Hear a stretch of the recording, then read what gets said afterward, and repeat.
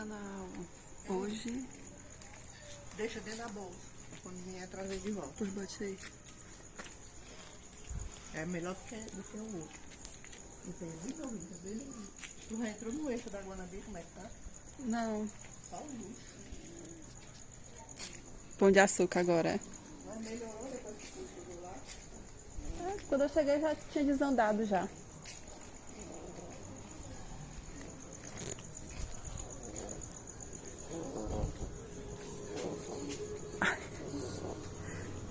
Fala, galera do canal. Hoje eu vou fazer um vídeo mostrando o Kaique roncando.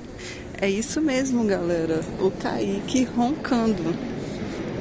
Todos os dias que a gente sai para trabalhar, ele fica com a minha mãe, ó. São mais de meia-noite.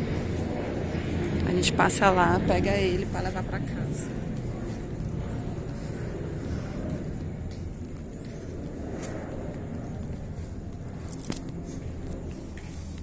Eu já pego ele assim, ó, dormindo.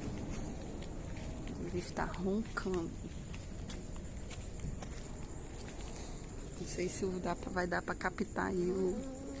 Eita, que esse foi alto. Eita, não. Fala, senhor. É, o negócio tá bom, viu? Sono profundo.